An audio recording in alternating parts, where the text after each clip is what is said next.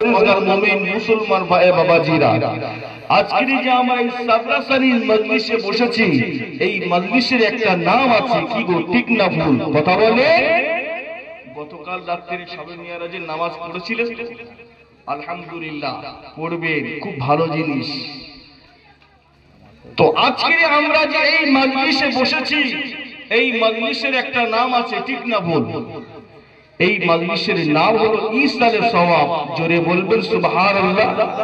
এই ঈসালে সওয়াবের বাংলা অর্থ হলো মৃত ব্যক্তির আত্মার কল্যাণ কামনা করা। যখন কোনো গ্রামে বাৎসরিক ঈসালে সওয়াব হয়, কোনো পাড়াতে, কোনো মহল্লাতে, কোনো বাড়িতে সাবরাসানির মজলিস কায়েম করা হয়, তাদের উন্নতম এই গ্রামে যত কবরস্থান আছে, কাউর আব্বা, কাউর আম্মা, কাউর দাদা দাদি, নানা নানি, চাচা চাচি, আত্মীয় স্বজন যারা কবরস্থ বেড়ে গেছে, তাদের নাজাতের মাগফিরাতের মজলিস, ঠিক না ভুল? আজকে আমরা বসেছি ঈসালে সওয়াবে, বলুন না সুবহানাল্লাহ। আমার দিনদার ইমানদার পরেশগার মুমিন মুসলমান ভাই বাবাজিরা, দুদিনের দুনিয়া, ক্ষণস্থায়ী দুনিয়া, সবাই ছেড়ে দিয়ে চলে যাব, ঠিক না ভুল? আল্লাহ বললেন কুল্লু নাফসিন যায়িকাতুল মাউত, প্রত্যেক নফসকে আল্লাহ মরণের জাযা, মরণের স্বাদ, মরণের মজা আল্লাহ প্রত্যেকেরই চাখাবেন। যখন কোনো আমরা সাবরাসানির মজলিসে, দোয়ার মজলিসে, জানাজাতে শরীক হই, তখন আমাদের মরণের কথাটা স্মরণ হয়, ঠিক না? কিন্তু ইতিপূর্বে যে দিনগুলো, রাতগুলো অতিবাহিত হয়ে গেল, বিদায় নিয়ে চলে গেল, সেই দিনগুলো, রাতগুলোতে আমরা একটাবারও মরণের কথা খেয়াল করি? দুনিয়া দুনিয়া করে পাগল, ঠিক না? আল্লাহ বললেন কাইফা তাকফুরুনা বিল্লাহি ওয়া কুনতুম আমওয়াতান ফাআহইয়াকুম সুম্মা ইউমীতুকুম সুম্মা ইউহয়ীকুম সুম্মা ইলাইহি তুরজাউন। আল্লাহ বলছে, আয় আমার বান্দা, যখন তোমার কেউ ছিল না তখন ছিলাম আমি, আর এখন তোমার সব হয়েছে, পর হয়েছি আমি। ঠিক আছে বান্দা, আমার কাছে আসতে হবে, যতই ভাবো তুমি, তখন তোমার কেউ হবে না, হব শুধু রব্বুল আলামিন, আমি আল্লাহ একা, ঠিক না? কথা বলে। যখন তোমার কেউ ছিল না তখন ছিলাম আমি। যখন আল্লাহ পাক রূহ জগৎকে সৃষ্টি করেন, সেই রূহ জগৎকে সৃষ্টি করে আল্লাহ কি বলেছিলেন রূহ জগৎকে? আমার জগতেরা, আমি কি তোমাদের প্রভু নয়? তখন আমরা কি বলেছিলাম? করু বাবা, হে আল্লাহ, আপনি আমাদের প্রভু, আপনি আমাদের রব, আপনি আমাদের সব, আপনি আমাদের স্রষ্টা, আপনি আমাদের মালিক। আমরা এই বলে আল্লাহকে স্বীকার করেছিলাম। আল্লাহকে আমরা জগতে বিশ্বাস করেছিলাম। রূহ জগৎ থেকে আমাকে আপনাকে কোন জগতে পাঠালেন? রূহ জগৎ থেকে আমরা কোন জগতে এসেছি? ভালো করে খেয়াল করবেন, রূহ জগৎ থেকে আমাকে আপনাকে মায়ের জগতে পাঠিয়েছেন, তাই তো? এক একটা জগতের নাম আছে, যেরকম দুনিয়ার জমিনে এক একটা হাল আছে, কাল আছে, জগৎ আছে। আমরা মিজানুস সারফে পড়েছি, মিজানুস সারফ বলে একটা কিতাব আছে, মাজি, মুস্তাকবিল, হাল, বর্তমান কাল, ভবিষ্যৎ কাল, অতীত কাল আছে তো নাকি? এক একটা কাল নাম শুনেছেন তো? তো আমাদের এক একটা জগৎ আছে, এক একটা তাবকা আছে। আমরা রূহের জগৎ থেকে আমরা কোন জগতে আসলাম? মায়ের জগতে চলে এসেছি। খেয়াল করবেন,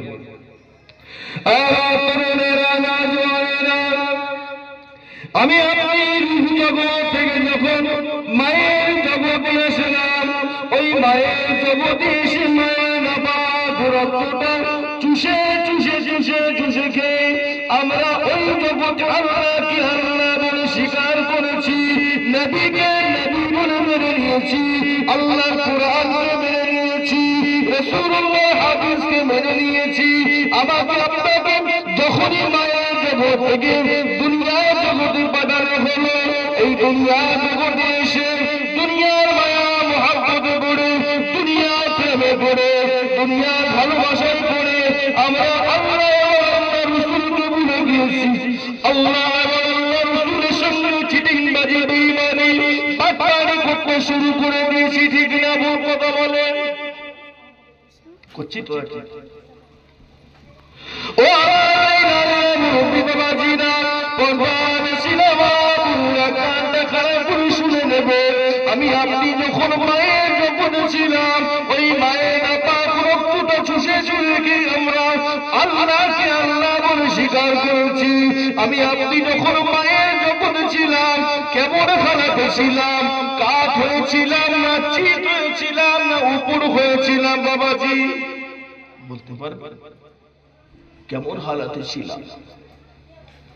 আমি আপনি যখন মায়ের জগতে ছিলাম, সাজদা হালাতে ছিলাম। বলুন সুবহানাল্লাহ। আর একটু জোরে বলুন সুবহানাল্লাহ। ওই মায়ের জগতে আমি আপনি সাজদা হালাতে ছিলাম। মায়ের জগৎ থেকে যখন আমাকে আপনাকে আল্লাহ পাক দুনিয়ার জগতে পাঠাবেন, দুনিয়া জগতে পাঠাবার 3 দিন পূর্বে আল্লাহ মালায়েকা ফেরেশতা রহমতি কুদরতি বরকতি ফেরেশতাকে পাঠিয়ে দেন। ওই ফেরেশতাটার নাম হলো মালাকুল আরহাম ফেরেশতা, রহমতের ফেরেশতা। বলুন সুবহানাল্লাহ। মালাকুল আরহাম ফেরেশতা এসে আমাকে আপনাকে কি বলেছিলেন? ও আল্লাহ পাকের বান্দা, তুমি এই জগতে থাকতে চাও না দুনিয়া নামক জায়গায় যেতে চাও? তখন আমরা কি বলেছিলাম? হে আল্লাহ ফেরেশতা, আমরা এই জায়গায় থেকে আল্লাহকে আল্লাহ বলে স্বীকার করেছি, রসুলকে রসুল বলে মেনে নিয়েছি। দুনিয়া নামক জায়গায় আমরা যেতে চাই না। তখন আল্লাহ পাকের ফেরেশতা বলেছিলেন, ও আল্লাহ পাকের বান্দা, ও আল্লাহ পাকের বান্দী, তোমাকে এই জগতে রাখা হবে না। এই মায়ের জগৎ থেকে দুনিয়া জগতে পাঠানো হবে। 3 দিন পার হয়ে গেলে দুনিয়া জগতে পাঠানো হবে। আল্লাহ কোরআন পাকের মধ্যে বলে দিলেন, ওমা খালাকুল জিন্না ওয়াল ইনসা ইল্লা লিয়াবুদুন। আল্লাহ দুনিয়া জমিনে জিন এবং ইনসানকে পাঠিয়েছে কেবলমাত্র তারই দাসত্ব করবার জন্য, বন্দেগী করবার জন্য। বলুন সুবহানাল্লাহ। দুনিয়ার জমিনে মায়ের জগৎ থেকে আমাকে আপনাকে পাঠালেন। এই দুনিয়ার জমিনে যখন একজন মানুষ ভূমিষ্ঠ হয়, ভূমিষ্ঠ হওয়ার পরে আমরা আমাদের কর্তব্যটাকে, একটা বাচ্চা যখন দুনিয়ার জমিনে ভূমিষ্ঠ হয়, বাবাজি বলেন আমাদের দায়িত্ব কি থাকে? আমাদের দায়িত্ব থাকে ডান কানে আযান, বাম কানে ইকামত, ঠিক না ভুল কথা বলেন? বাচ্চাটাকে আমরা আযান ইকামত শুনিয়ে দিই, তাই তো নাকি? তাহলে আযান ইকামত যে জায়গায় হবে, নামাজ কিন্তু তার জন্য পড়তে হবে। নামাজ না পড়লে গুনাহগার হবে, ঠিক না ভুল? আপনাদের মসজিদে 12:45 জোহরের আযান, 1:15 জোহরের জামাত শুরু, আযান 12:45 হবে, আর ইকামত 1:15 হবে। নামাজ পড়বো না, গুনাহ হবে কি হবে না? গুনাহগার হতে হবে। ভালো করে বুঝবেন। আজকের এই যে আযান ইকামত আমরা শোনালাম, দুনিয়ায় এসে দুনিয়ার মহব্বতে পড়ে, দুনিয়ার প্রেমে পড়ে, দুনিয়ার ভালোবাসায় পড়ে আজকের আমি আপনি 10 বছর, 20 বছর, 20 বছর, 30 বছর, 50 বছর, 100 বছর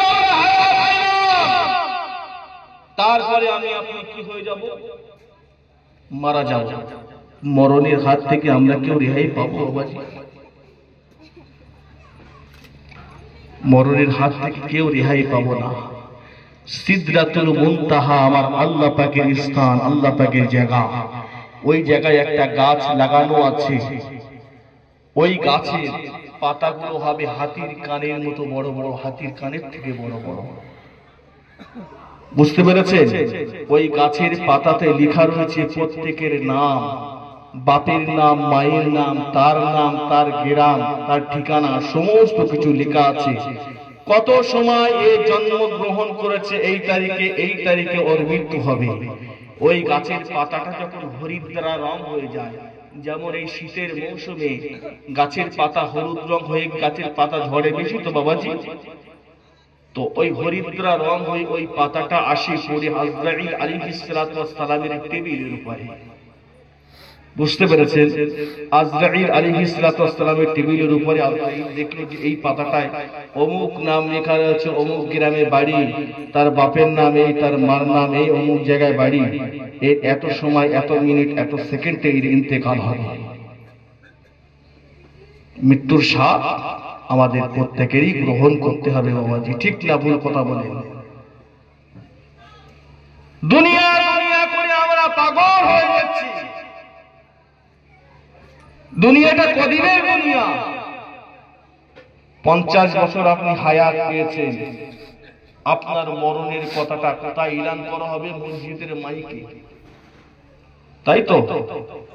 আমার আব্বা, আমার ভাই, আমার মা মারা গিয়েছে, হুজুর আপনি একটু হেঁকে দেন, অমুক সময় তার জানাজা নামাজ হবে। আজকে বলেন, মানুষ মারা গেলে আমরা কত আদবের সহিত আমরা গোসল দেই, ঠিক না? মরে যাওয়ার পরে আমরা আদবের সহিত গোসল দিচ্ছি, আমরা কাফন পরিধান করাচ্ছি, কি অনুযায়ী? বিয়াদবি হবে? কাফনটা যে আমরা পড়াই বিয়াদবি হবে না আদবের সহিত? বলেন, আদবের সহিত পর্দা অবস্থায় এবং সুন্নত তরিকা অনুযায়ী, ঠিক না ভুল? কিন্তু এই সুন্নতটা মানা দরকার ছিল আমার আপনার কখন? মরণের পরে সুন্নত মানলে হবে বাবাজি? এই সুন্নতটা মানা দরকার ছিল আমি জীবিত থাকাকালীন, ঠিক না ভুল? কেননা আমি তো মারা গিয়েছি, আমি তো কমজোরি জাইম, আমার আর কোনো ক্ষমতা নেই। আজকে আমি গোসল করব, আমি মারা গেলে আমার গোসল কজন দেয়? 4 জন, 3 জন, 2 জন, 5 জন, 6 জন, তাই তো বাবাজি? তো ওই গোসলটা কি সঠিক হবে? আমি যদি এখন বলি ভাই আমাকে গোসল করিয়ে দাও, তো আমার গোসলটা আপনারা করিয়ে দেবেন, সঠিকভাবে করাতে পারবেন? কিছু কিছু অঙ্গ প্রত্যঙ্গে সমস্ত জায়গায় সমস্ত শরীরে পানি প্রহার করতে হবে, পানি দিতে হবে, ঠিক না ভুল? আজকে আমি যদি ওই সুন্নত তরিকা অনুযায়ী জীবিত থাকাকালীন গোসলটা ভালোভাবে গোসল করতাম, গোসলের ফরজ নিয়ম অনুযায়ী মেনে চলতাম, মরণের পরে যারাই আমার গোসল দেবেন ওই গোসলটা পাক এবং পবিত্র হয়ে যাবে। বলুন না সুবহানাল্লাহ। তাহলে মরণের আগে আগে আপনি একটু প্র্যাকটিস করুন, একটু শিখুন। বুঝতে পেরেছেন? মরণের পরে গোসল করে তবেই তো কামিয়াব। কবরে মানুষকে যখন শোয়ানো হয়, ইমাম সাহেব আমরা বলে থাকি, কি বলি? বিসমিল্লাহি ওয়া ফি সাবিলিল্লাহি ওয়া আলা মিল্লাতি রাসূলিল্লাহ, বলে তো না? বলে না? এই দোয়া শুনেছেন? তাহলে এর অর্থ কি? যে আল্লাহ আপনার নামে রাসূলুল্লাহ সুন্নাত তরিকা অনুযায়ী আমি এই ব্যক্তিকে রাসূলুল্লাহর মিল্লাত অনুযায়ী দাফন করলাম। তাহলে এই সুন্নতটা মানা দরকার ছিল আমার আপনার জীবিত থাকাকালীন। কি গো বাবাজি, ঠিক না ভুল? আমি আপনি মারা যাব, ইন্তিকাল হয়ে যাব, আমার আপনার মরণের কথাটা মসজিদের মাইকে এলান করে দেওয়া হবে, অমুক সময় তার জানাজা নামাজ হবে। আমার আপনার দুনিয়া জমিনে যা বস্ত্র পরিধান করেছিলাম আমি আপনি, ওই বস্ত্র গোসলের সময় খুলে দেওয়া হবে। হাতে দামি দামি দামি দামি সোনার 5টা আংটি ছিল, 2 হাতে 10টা আংটি ছিল। আমার হাতে একটা স্বর্ণকারের ঘড়ি ছিল, সোনার ঘড়ি ছিল। আমার দামি দামি কোম্পানির পোশাক ছিল, জামা ছিল, লুঙ্গি ছিল। আমার ভাই জানেরা, এই দুনিয়ার দামি দামি পোশাক রাখা হবে না, সোনার আংটি রাখা হবে না, সোনার ঘড়িও রাখা হবে না। গোসলের সময় সমস্ত কিছু খুলে দেওয়া হবে, কেবল মাত্র একটা খালি চাদর দিয়ে একটা পর্দা করে আপনাকে ঢেকে দেওয়া হবে। আপনার গোসল করানো হবে। গোসলের পরে আপনার কাউর বা 3টি কাপড়, কাউর বা 5টি কাপড় পরিধান করানো হবে, ঠিক না ভুল কথা বলেন? গোসলের সময় নাকে কানে তুলে দেওয়া হবে, আতর খুশবু কর্পূর মাখানো হবে। আতর খুশবু কর্পূর মাখিয়ে আমার আপনার লাশটাকে নিয়ে যখন জানাজা ময়দানে নিয়ে যাওয়া হবে, ওই জানাজা ময়দানে যখন জানাজা নামাজটা শুরু হবে, ওই নামাজটাই হলো আপনার সেই ইকামত আর আজান দেওয়া হয়েছিল না বাবাজি? প্রথমে আপনি যখন ভূমিষ্ঠ হয়েছিলেন ইকামত আর আজান দেওয়া হয়েছিল, তো সেই নামাজটা আপনার এখন হচ্ছে। তাহলে একটু আমরা ভাবার দরকার আমাদের, যে এত বছর আমি হায়াত পেলাম, এত বছর আমি হায়াত পেলাম, দুনিয়াদারি করতে গিয়ে আমার সব শেষ, আমি একটু আখিরাতের পুঁজি গুছাতে পারলাম না। যারা দেখবেন প্রকৃত নামাজি, মসজিদে যখন আজান ইমাম সাহেব হাঁকে, আজান শোনার সাথে সাথে তাদের গাটা জ্বালা করে ওঠে, ঠিক না ভুল কথা বলে? গায়ের মধ্যে জ্বলনি ভাব এসে যায়। যদি কোনো কাজে লিপ্ত থাকে প্রকৃত নামাজি, কাজটা বাতিল করে দিয়ে তাড়াতাড়ি করে কাজ সমাধা করে দিয়ে ওই ব্যক্তি তো মসজিদে নামাজ পড়বার জন্য ধাবিত হয়ে যায় টাইমের মধ্যে।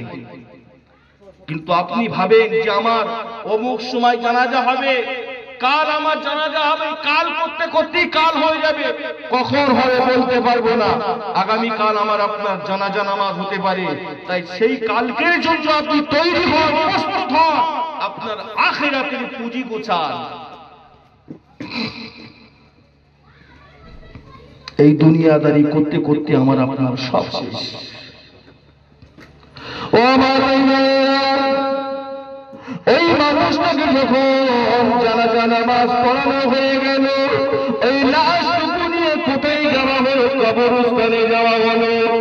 কবরস্থানে গিয়ে ইমাম সাহেব দোয়া পড়ে, বিসমিল্লাহ ওয়া ফি সাবিলিল্লাহ ওয়া আলা মিল্লাতি রাসূলিল্লাহ। এই ব্যক্তিকে কবরে শোয়ানো হলো আল্লাহ রাসূলের বিল্লাহ অনুযায়ী। তারপরে ইমাম সাহেব কি করলো বাবাজি? সকলকে বলে দেয়, এবারে মাটি দেওয়া শুরু করো। 3 মুঠো করে আমরা মাটি দিয়ে দোয়া করি, মিনহা খালাকনাকুম ওয়া ফিহা নুঈদুকুম ওয়া মিনহা নুখরিজুকুম তারাতান উখরা।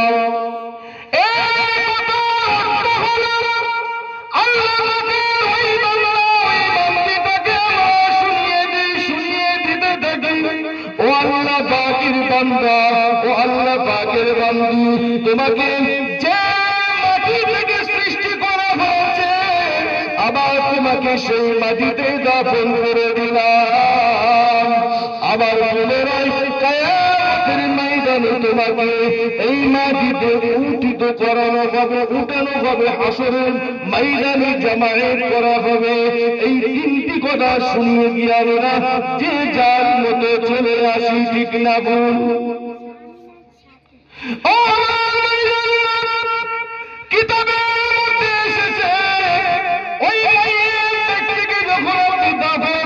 বাড়িতে চলে আসবে, ওই মাইয়েতে আত্মীয় স্বজনেরা পৌঁছিরা যখন দাফন করে চলে যাবে, 40 কদম কিংবা 41 কদম চলে যাবার পর পরে ওই মাইয়েটাকে কবরে জীবিত করা হয়।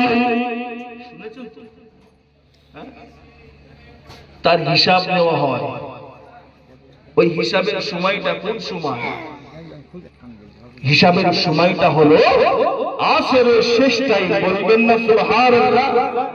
আমরা রাত 12টা, 1টা, 2টো, 3টে, সকালবেলা, ভোরের বেলা, দুপুরবেলা, বিকালবেলা যখনই দাফন করব, দাফন করে চলে আসার পরে ওর হিসাবের টাইমটা হবে আসরের শেষ টাইম। বলুন না সুবহানাল্লাহ? আপনারা শুনেছেন, জানেন ওই মাইয়েতের কবরে কজন ফেরেশতা আসে বাবাজি? বলেন, একটু কথা বলেন। কি গো? 2 জন ফেরেশতা আসে, তাই তো নাকি?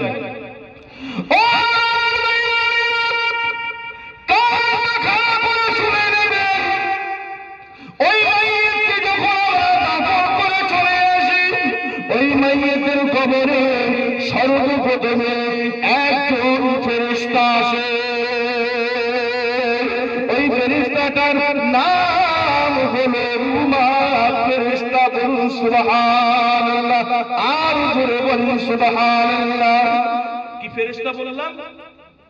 মনে রেখে দেবেন, রুমাত, রুমাত, রুমাত ফেরেশতা। ওই ফেরেশতা এসে আমি আপনি দুনিয়ার জমিনে কতটুকু সৎ কাজ করেছি, কতটুকু নেক কাজ করেছি, কতটুকু বদ কাজ করেছি, সমস্ত কিছু লিপিবদ্ধ করে লিখে দিয়ে চলে যাবে। আমার আপনার এই যে কাফনের কাপড়টা দেওয়া হয়েছিল, এই কাফনের কাপড়টা হবে আমার আপনার খাতা, আর আমাদের এই ডান হাতের শাহাদাত আঙুলটা হবে আমার আপনার কলম, আমার আপনার জিহ্বার লালাটা হবে কলমের কালি। আমি আপনি দুনিয়ার জমিনে কতটুকু সৎ কাজ করেছি, কতটুকু বদ কাজ করেছি, ওই জিহ্বার কালি শাহাদাত আঙুল দিয়ে আমাদের নিজের কাফনে নিজেই লিখতে হবে। লিখে তাবিজ আকারে বড় করে দিয়ে রুমাল ফেরেশতা ইদারে চলে যাবে। তারপরে দুইজন ফেরেশতা আসবে, দুইজন ফেরেশতা আসবে। কি নাম? ওই দুইজন ফেরেশতার নাম হলো মুনকার আর নাকির ফেরেশতা আসবে। ওই মুনকার নাকির নামে ফেরেশতা এসে কবরে আল্লাহ পাকের হুকুমে আমাকে আপনাকে জীবিত করানো হবে। আল্লাহ পাকের যদি ওই বান্দা, এই বান্দাটা যদি নেককার হয়, দিনদার হয়, মুত্তাকি আল্লাহওয়ালা হয়, জীবিত করবার সাথে সাথে ওই ব্যক্তি কবরের চারিদিকে দৌড়াতে থাকবে। বলুন সুবহানাল্লাহ, জোরে বলেন না সুবহানাল্লাহ।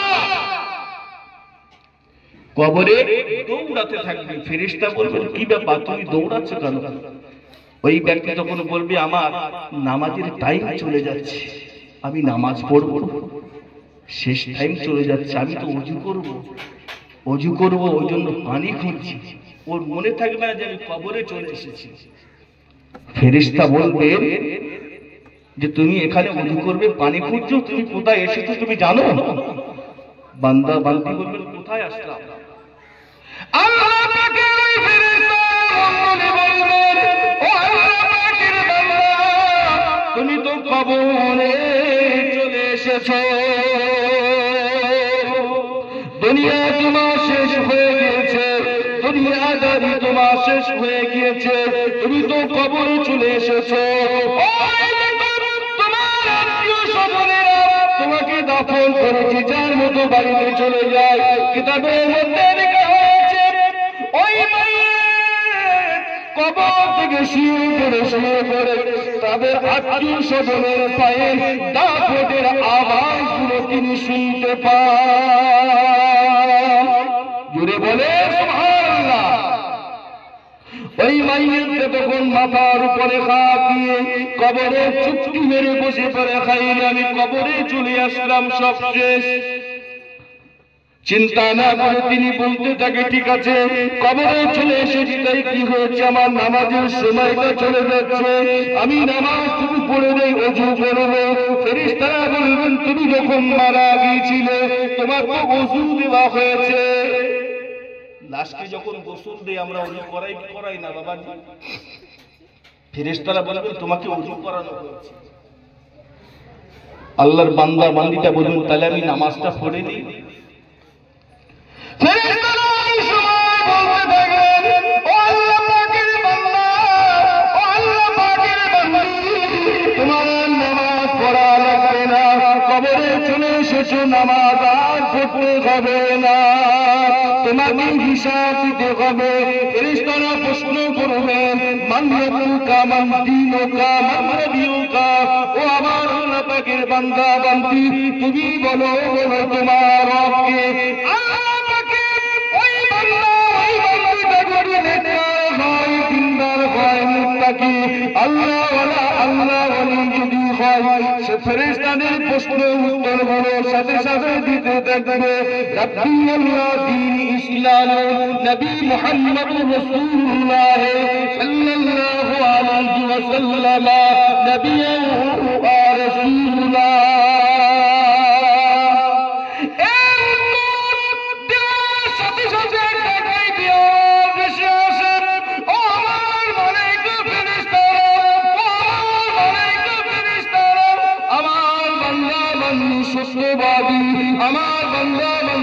সত্যবাদী, আমার বান্দা বান্দী সঠিক উত্তর দিয়েছে। এই আওয়াজটা সব আল্লাহ নিজেই দিতে থাকে। বলেন সুবহানাল্লাহ, আর জোরে বলেন সুবহানাল্লাহ। ওই সময় আমার আল্লাহ পাক ফেরেশতাদেরকে বলতে থাকে, ও আমার বান্দা বান্দী, ও আমার মালায়েকা ফেরেশতারা, আমার বান্দা বান্দীর কবর থেকে নিয়ে জান্নাত পর্যন্ত একটা সুড়ঙ্গ পথ বানিয়ে দাও। কবর থেকে নিয়ে কাবা শরীফ পর্যন্ত একটা সুড়ঙ্গ পথ বানিয়ে দাও। কবর থেকে নিয়ে সাফা মারওয়া পর্যন্ত একটা সুড়ঙ্গ পথ বানিয়ে দাও। কবর থেকে নিয়ে রাসূলুর রওজা আতহার পর্যন্ত একটা সুড়ঙ্গ পথ বানিয়ে দাও। কবর থেকে নিয়ে কিয়ামত জান্নাত পর্যন্ত একটা সুড়ঙ্গ পথ বানিয়ে দাও। আমার ওই বান্দা বান্দির কবরে মিঠা মিঠা খাওয়া, খুশবু খুশবু খাওয়া, ঠান্ডি ঠান্ডা খাওয়া আল্লাহ পাকের ওই বান্দা ওই বান্দিটার কবরে আসতে থাকে। বলেন সুবহানাল্লাহ, নারে তাকবীর। যদি আল্লাহ পাকের নেককার বান্দা বান্দি হতে পারে, এত বড় শান্তি সে পাবে, আসমান জমিন বারবার উঁচু নিচু হয়ে যাবে, দৃষ্টির শেষ সীমা পর্যন্ত লম্বা চওড়া হয়ে যাবে। ফেরেশতারা বলবেন, আল্লাহ আপনার বান্দা বান্দিকে তো আমরা একটু খুশি করাবো, আমাদের বড় শখ। আল্লাহ বলছে, কি খুশি করাবে তুমি? চলে যাও জান্নাতে, চলে যাও, জান্নাত থেকে একটা মতির মালা নিয়ে আসো, মতির মালাটা নিয়ে আমার বান্দা বান্দিকে পরিয়ে দাও। বলুন সুবহানাল্লাহ। আল্লাহ পাকের হুকুম অনুযায়ী আল্লাহ পাকের ফেরেশতা মণ্ডলী আল্লাহ পাকের জান্নাতে চলে যাবে। জান্নাত থেকে একটা মতির মালা নিয়ে আসবে।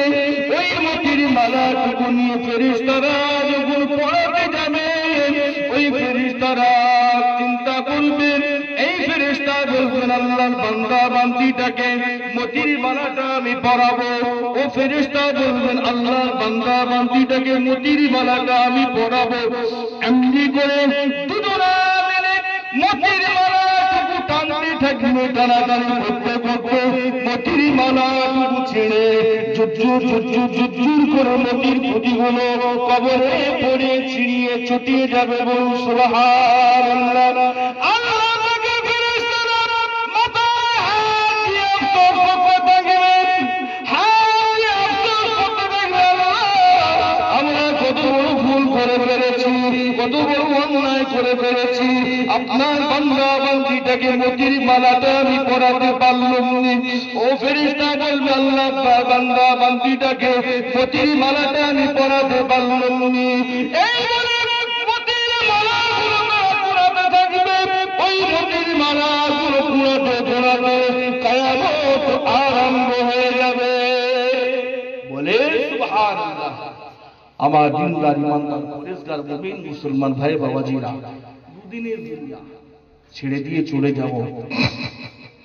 কবর আমার আপনার জন্য কি হবে সেটা আল্লাহই ভালো জানেন, ঠিক না ভুল? কবরে আমরা কিভাবে হিসাব দেব? তবে আমরা অনেকে আছে হারাম কাজের সঙ্গে লিপ্ত আছি, সুদ ঘুষের সঙ্গে লিপ্ত আছি। অনুরোধ, হারাম তো হারামই, হালাল তো হালালই। হালালকে হারাম করা যাবে না, হারামকে হালাল করা যাবে না, ঠিক না ভুল কথা বলেন? তাই দুদিনের দুনিয়া চলাফেরা করতে গিয়ে আল্লাহ আপনার ব্রেন বুদ্ধি দিয়েছেন, ব্রেন বুদ্ধিটা খাটান, এই কাজটা ভালো না এই কাজটা খারাপ। আল্লাহর রাসূলের বেটি আম্মাদান ফাতিমাতুজ জাহরা রাদিয়াল্লাহু তাআলা আনহা তিনি ইন্তেকাল করলেন। তার লাশ মুবারককে নিয়ে যখন মদিনার কবরস্থান জান্নাতুল বাকিয়া কবরস্থানে নিয়ে যাওয়া হচ্ছে, হযরত আলী রাদিয়াল্লাহু তাআলা আনহু, বিলাল রাদিয়াল্লাহু তাআলা আনহু বলছে, আমরা দূর থেকে দেখতে পেলাম আল্লাহর রাসূলের বেটির কবরের পাশে কে যেন একটা দাঁড়িয়ে রয়েছে। আল্লাহ রাসূলের বেটির কবরের পাশে কে যেন একটা দাঁড়িয়ে রয়েছে। নিকটবর্তী গিয়ে দেখলাম অন্য কেউ নয়, আল্লাহর রাসূলের নিকটতম আত্মীয় আবু যার গফফারী রাদিয়াল্লাহু তাআলা আনহু দাঁড়িয়ে রয়েছে, কবরের সঙ্গে কথোপকথন করছেন, আমরা শুনতে পাচ্ছি। আবু যার গফফারী কবরকে বলেছিল, ইয়া কবর আতাদরি হাযাল মারা, হে কবরের মধ্যে তুমি সফর হয়ে যাও, খবরদার